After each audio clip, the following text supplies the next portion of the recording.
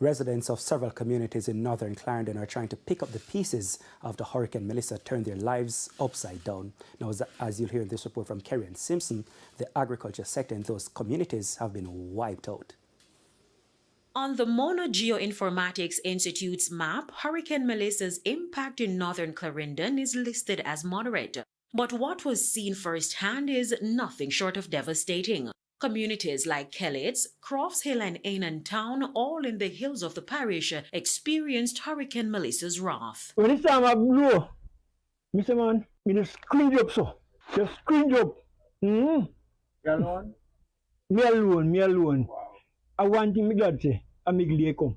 If I know all night, dog dead. I was so scared when I went round in the passage there. They had a house, the ceiling of it came down. And I had was to run back round in the decking part here. Everything mash up. Everything is me, my nephew, help me. But everything mash up.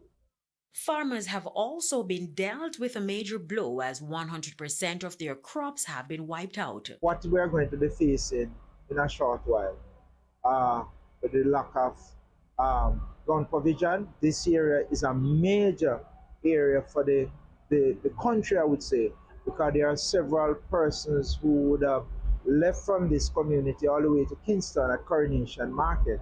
And so you would have seen the landscape as we travel along the various farming community, how devastated it has been. Despite their losses, Councillor for the Crofts Hill Division Anthony O'Connor described the community as resilient. They are a resilient set of people. They are a loving set of people.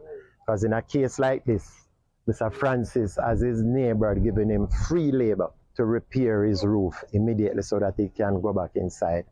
And there are a number of places like Pantry, Hickory, Corner, Bullhead in the Brandon Hill area that has suffered serious damage.